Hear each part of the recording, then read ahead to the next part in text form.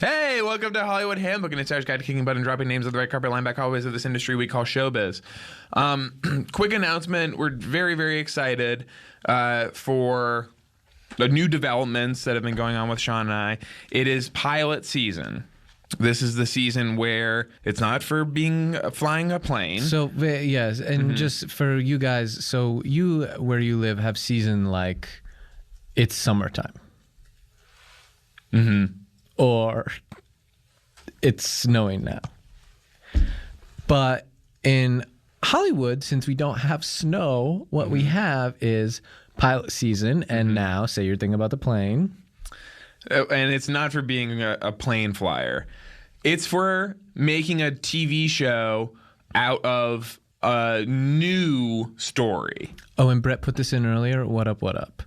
Yes. So it's for making TV show out of a new story, and we have probably the newest story of all. Yeah, we have a show that we've been developing for a while, sort of in secret. We had an idea that we've always really loved, which is about a guy loses his job, and he goes home and he now has to live with his dad. But at the same time, his dad has gotten divorced. Yes. And now he has to go live with his grandpa. With the dad's grandpa. Yes. Yes.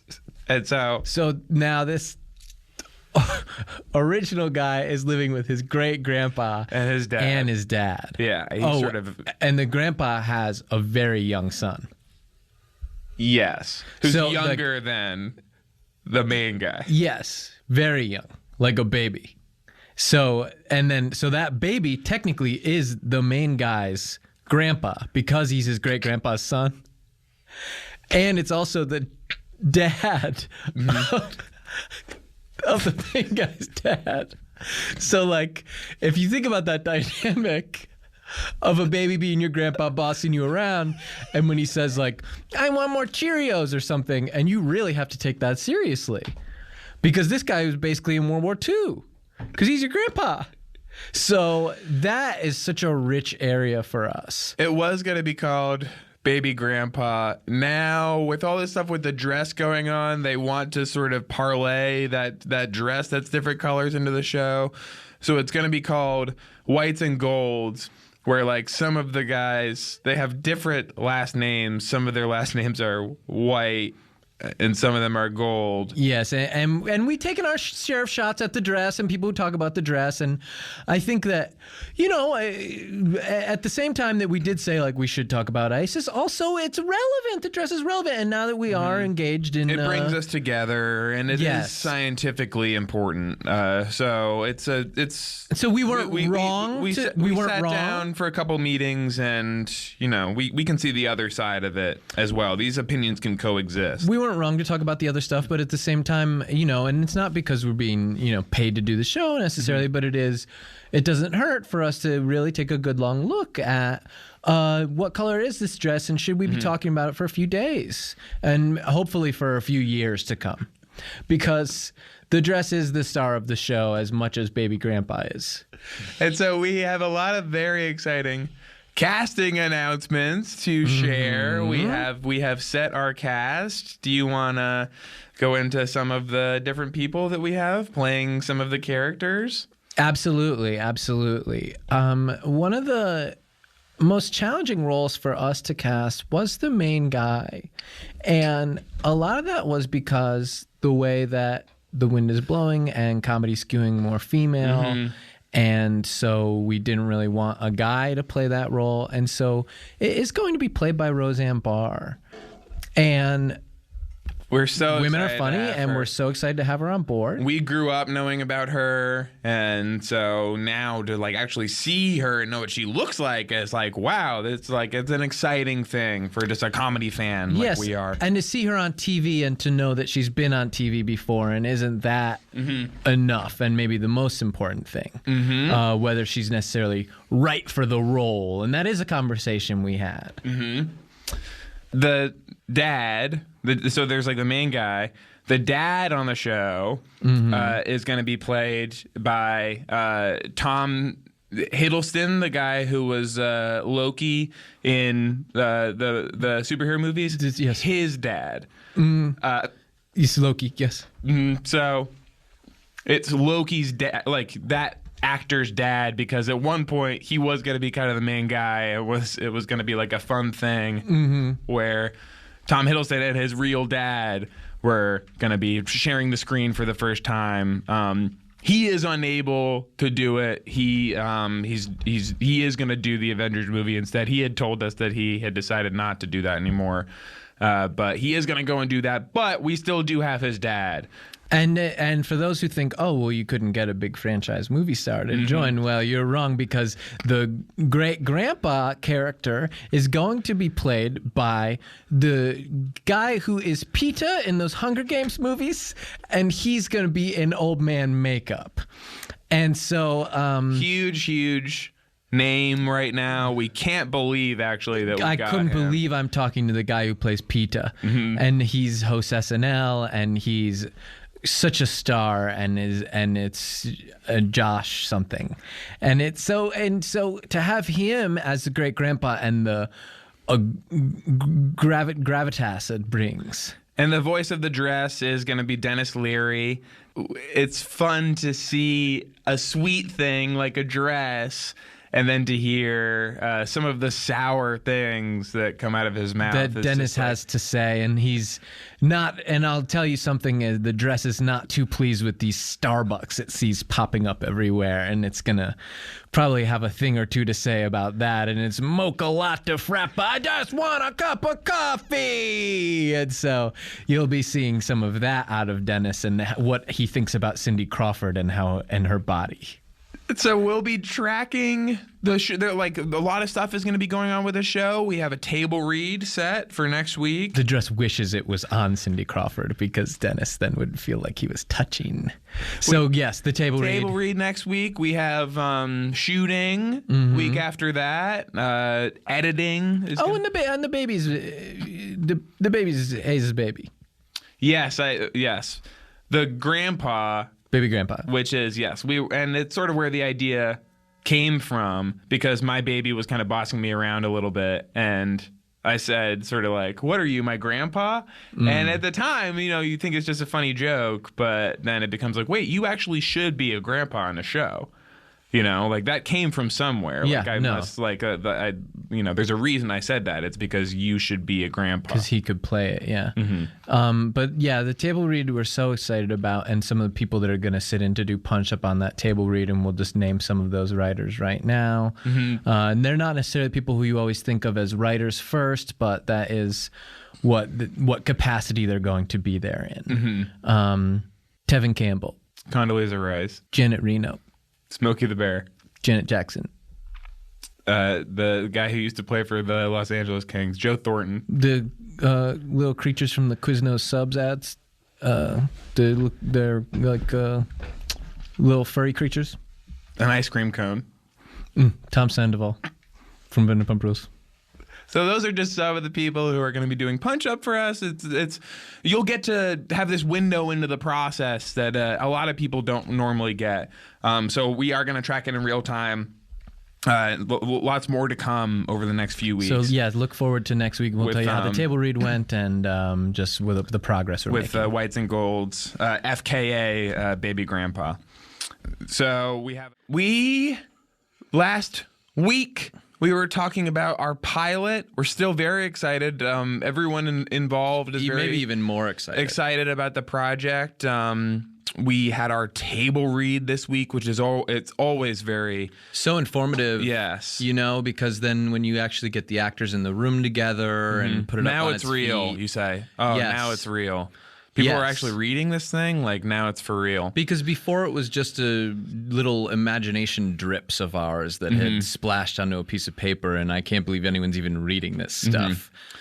A table read it's not you reading a table. No, that's especially if you're an Earwolf listener, I understand you think that very tables all have writing on them. Yes. And Or in your house, if you try to read the table, it's got coaster rings.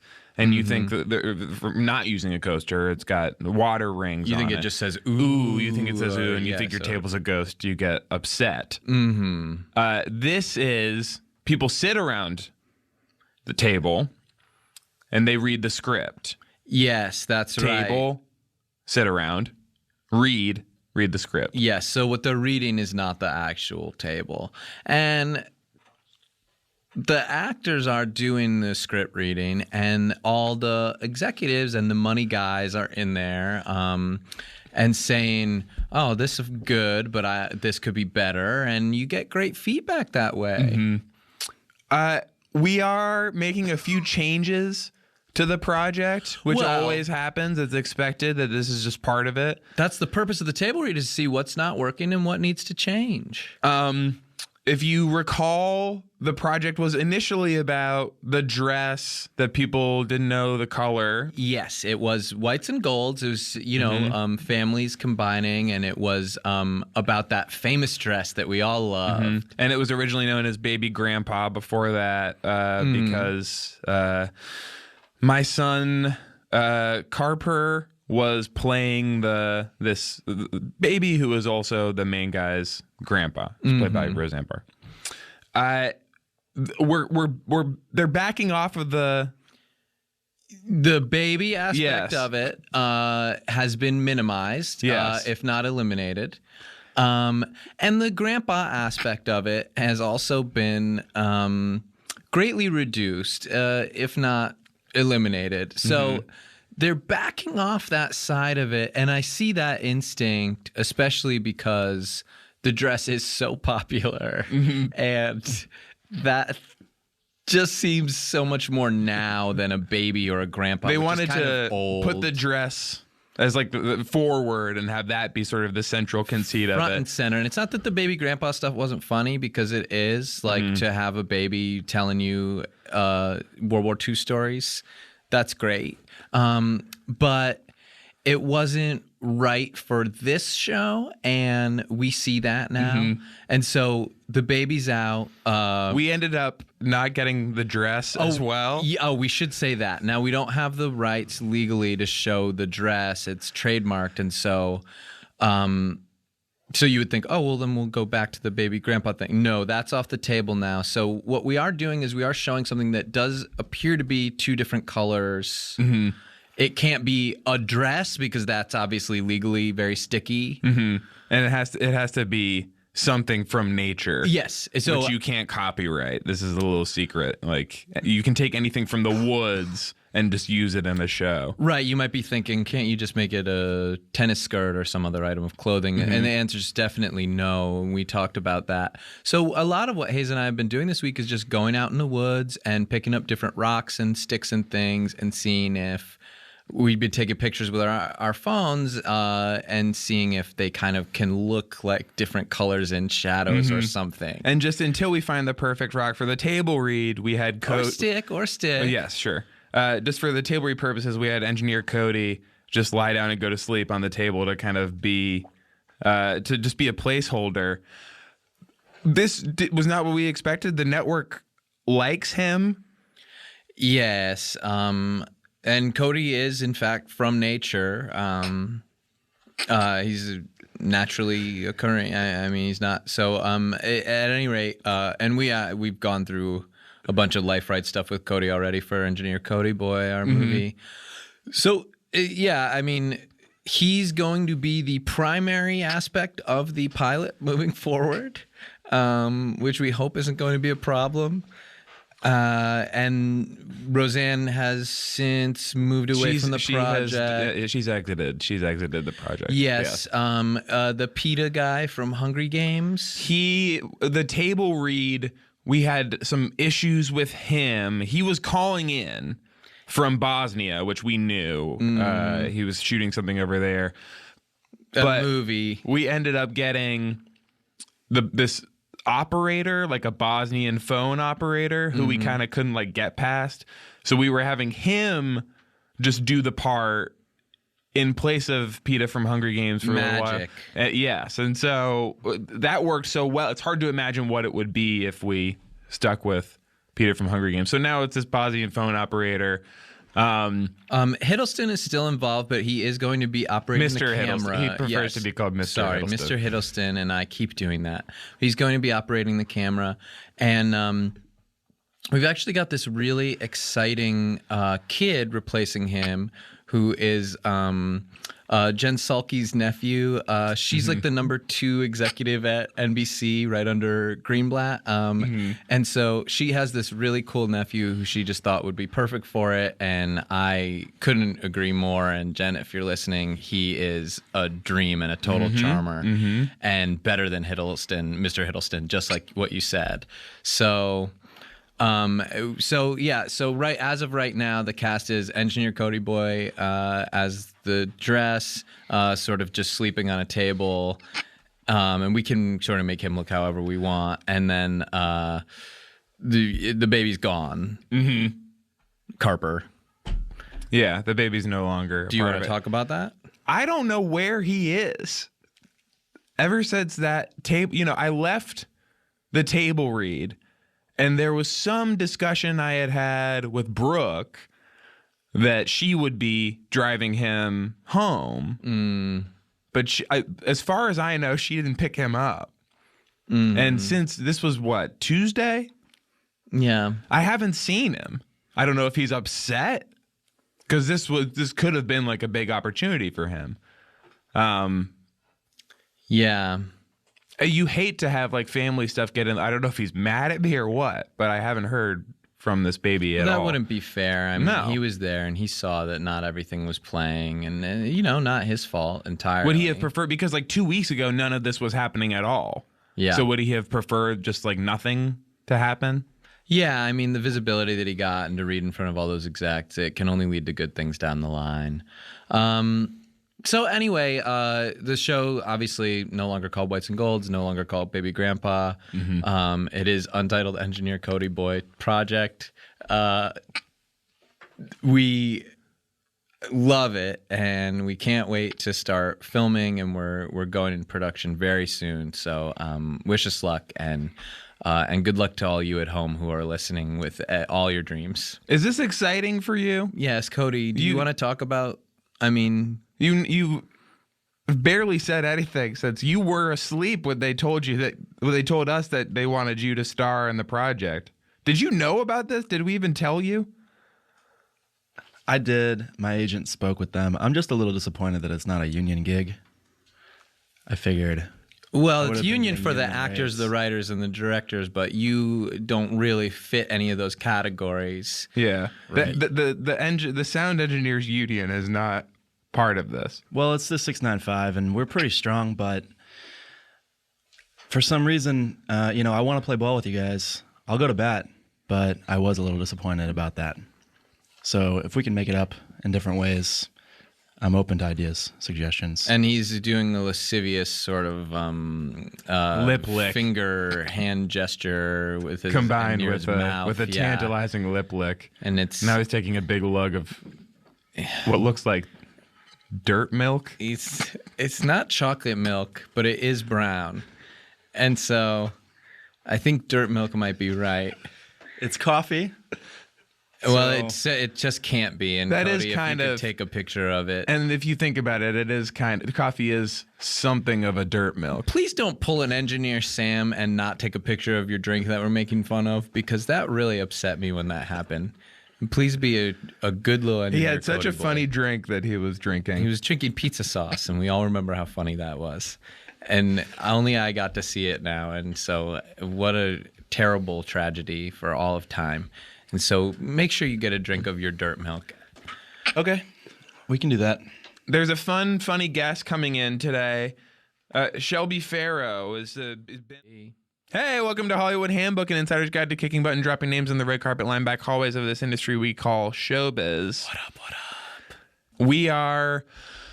We've been keeping you updated, just like giving you a glimpse into, it is still pilot season. And what a season it is. It's been an extra exciting one. We are shooting this pilot, formerly known as Whites and Golds, formerly known as Baby Grandpa. Formerly known as Untitled Engineer Codyboy Project. Yes, we were ultimately unable to come to terms with Engineer Codyboy and the network and all of that. So it's changed a little bit, but it's still good. This stuff with, and I'll just say it because you're here. Yeah. This idea that you're in some kind of Cody's union that has like a specific, like it has demands just because your name is Cody, like you're part of a union of boys named Cody. Right.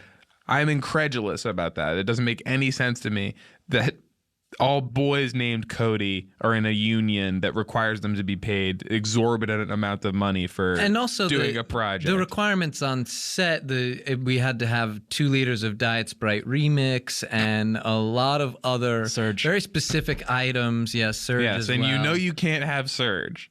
And so the demand that you be allowed to the drink... way you behave. The when demand that you be Surge. allowed to drink Surge is an instant deal breaker.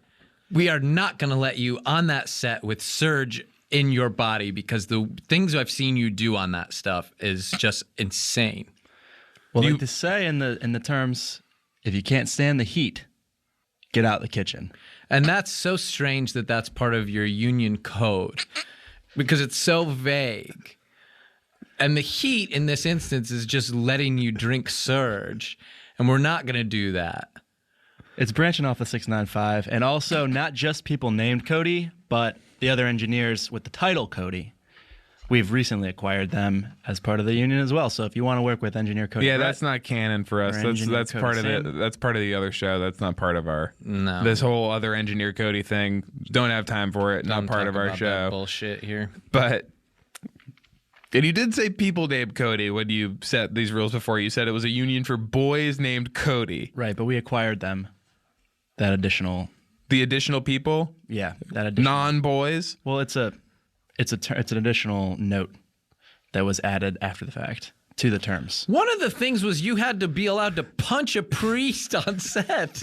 You wanted to punch a priest in the fuck 'em. stomach. Fuck them. A specific one. Fuck them. I don't know. I mean, look, we wanted to work with you. We were excited. But anyway, the pilot moved forward without you. And we're sorry it didn't work out. We think it could have been a big opportunity for you. But a lot of these demands were pretty insane. We've named some of the more tame ones. A lot of them I'd rather not filthy the mic with. And so now they've backed off of the whole like dress changing color thing. They really like this Batkid story. There was this kid who I guess like he got to like fake fight the Joker and he was sick. And this was a little while ago, and they thought like maybe that's a show. They just found out about it, but I had remembered hearing about it like a year ago. And so they said maybe that's a show. And there is like a young kid show already called Gotham. Yes. So that to us was a bump, but they said, well, this one's going to be funny and it's going to be the kid is the star of it. Mm-hmm.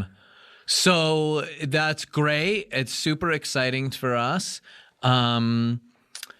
We did lose. We lost a few things when we went in to actually film it, and it's in the can now, and we're in the editing process, and it's we love what we got. We got some gold. Some great. It'll be an issue of just cutting it down. Will be how do you choose? It's choosing what to use and what not to. But we did lose multiple locations on the day of, so we wound up filming part of it in Hayes' backseat of his car, and now it's like a fun thing where like Batkid. It was going to be Batkid like saves the city, but we lost the city. You know, like the city of Los Angeles that dropped out.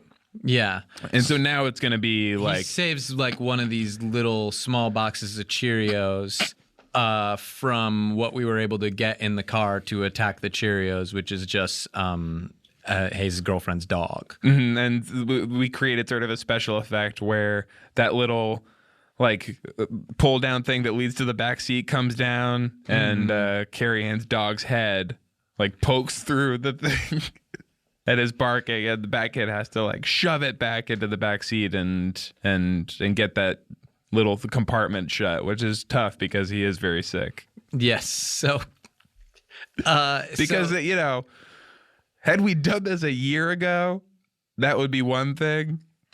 But now it's like a year later. Yes. He's not doing as well. That's why they let him do the thing initially.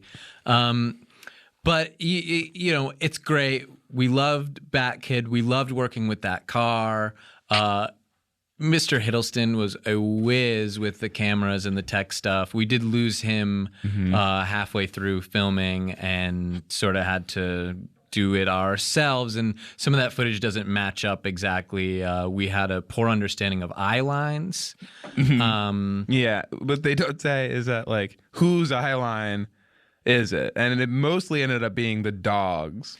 Well, what we did was, because we knew that you needed to have some kind of eyeline or something for them to look at, is we'd go, look at me. So the second half of the show, they are looking right down the barrel of the camera and kind of delivering directly to audience all their lines. Yeah, and so now the first half they if the dog's going to look at the camera's going to have to be covered in peanut butter. And that affects the quality of the image somewhat. What is this? Cody, what is that sound? What's that sound? Sorry, I didn't mean to do that, actually. What is this? What was that? It's Vice News. Vice News? Why are you playing Vice News in the middle of The fader was up. I didn't mean for that to be out. You were just trying to privately watch Vice News? It caught me, yeah. It's about sharks. Cody. Engineer Codyboy. So all the time we think you're configuring the sound or whatever it is you say you're doing. You're watching Vice News. Not always, but what if the news was brought to you by dickheads? Rich people pretending to be poor. That's the kind of news that you like? It's catchy is the problem. And so, like, the news is catchy to you? The news is, maybe like 30% of the time. That didn't sound catchy. Sounded crazy.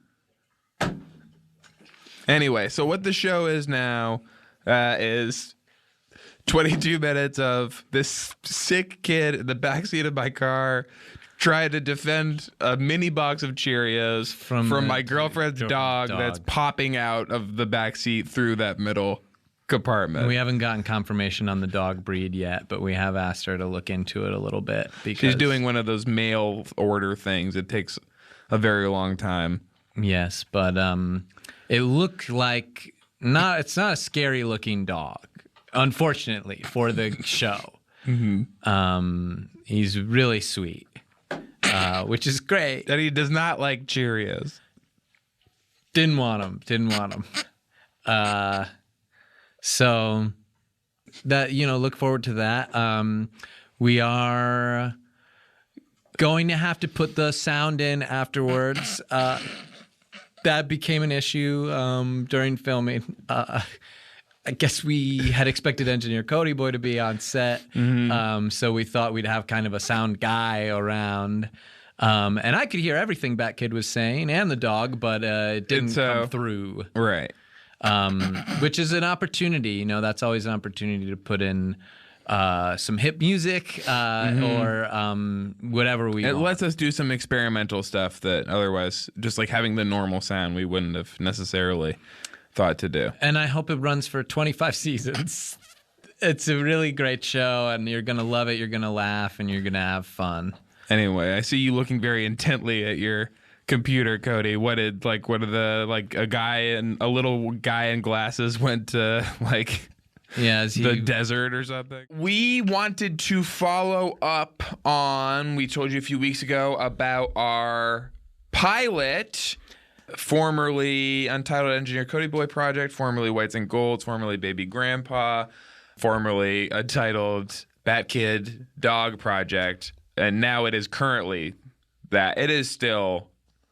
It's Batkid and Dog, yes. And I think the last you'd heard, we were making some compromises artistically, which is always part of the game, and a lot of times it is for the best.